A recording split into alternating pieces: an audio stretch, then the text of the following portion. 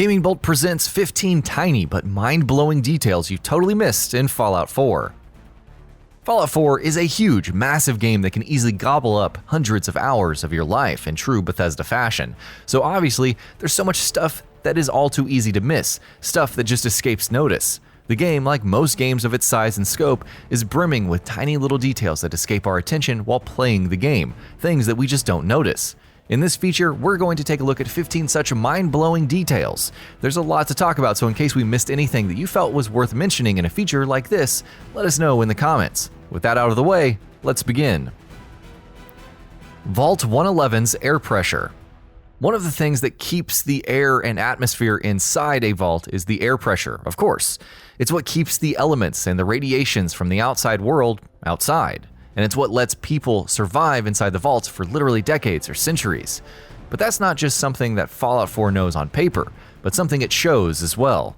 When the doors of Vault 111 open for the first time, you can actually see the air rushing outside after becoming depressurized as stacks of paper fly outside and eventually settle on the soil. Pip-Boy's flashlight. The Pip-Boy is perhaps the single most iconic thing most commonly associated with Fallout. Other than being your go-to device for, well, almost everything, it also plays a bunch of arcade games. It has other uses as well, though. For instance, in particularly dark areas, if you turn on your Pip-Boy, you'll notice its green screen light lighting up the area around you a bit, which means that if you want, you can use it as a flashlight. Idle Pip-Boy. Yay, more Pip-Boy! Bethesda clearly put in a great bit of detail for everything that you do with this handy device. If you pull up your Pip-Boy and decide to do absolutely nothing with it, though why you would choose to do this is beyond me, the thing is absolutely packed, you'll see your character triggering some interesting idle animations, from tapping on its screen to straight up banging on it. Synth Coursers. Beating a synth courser in combat is no easy feat. These are elite super soldiers after all, but if you do manage to beat one, here's what you should do. If you remove their clothes and look at the back of their necks, you'll see, if you pay very close attention, some marks on their skin, and you will have to look closely because it's all too easy to miss. The marks on their neck are actually something written in binary, and when translated to the alphabet, these spell out synth. Fallout 3 characters. Fallout 4 also includes several callbacks to Fallout 3, and many of these come in the form of returning characters. One of these is Elder Arthur Maxson, the leader of the Brotherhood of Steel in the East Coast in Fallout 4.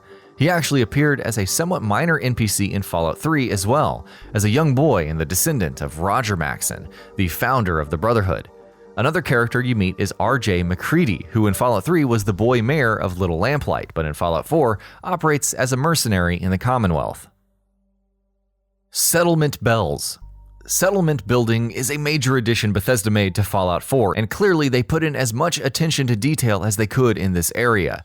For instance, every settlement has a bell, an actual bell. If you ring these bells, it will alert all of the citizens in that settlement, and one by one you will see them all gathering around the bell to see why it was rung.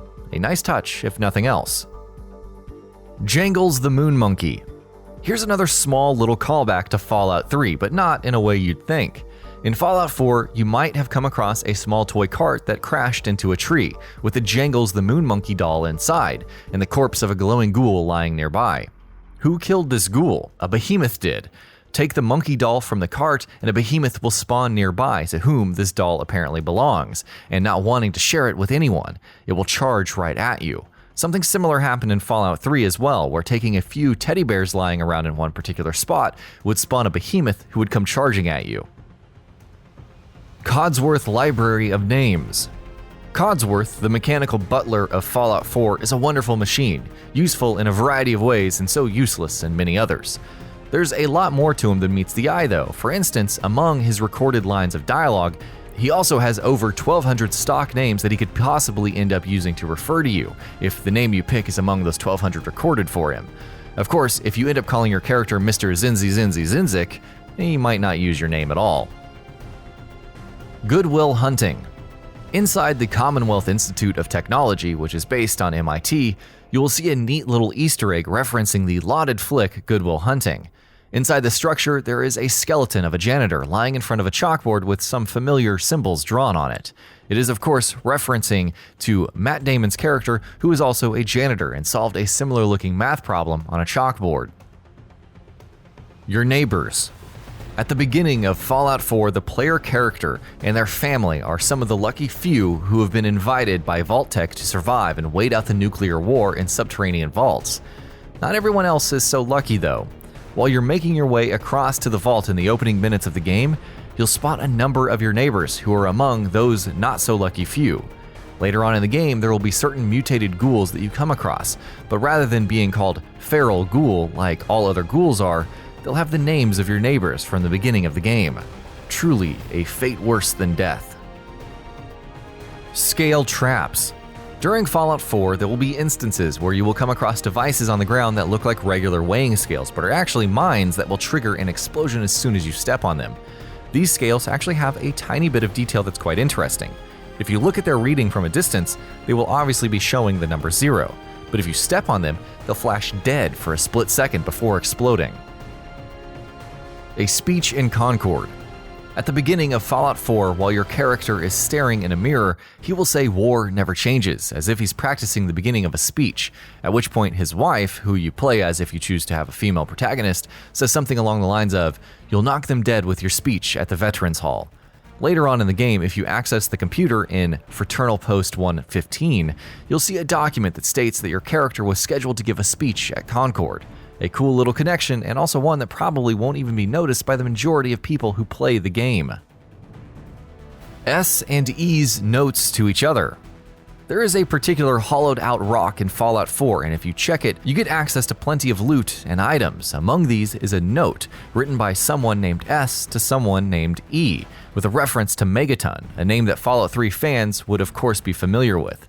Interestingly enough, in Fallout 3 there is also another hollowed out rock, and it too hides several items, including, you guessed it, a note also written by S to E. Makes you wonder just who S and E are, right? Dying survivor. At a certain point in Fallout 4, you may come across an NPC lying on the side of the road.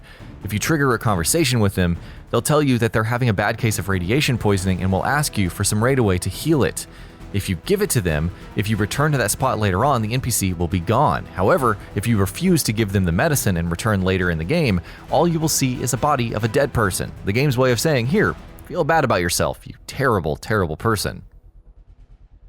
Gary. For our final entry, let's look at another weird little way Fallout 4 makes connections with Fallout 3.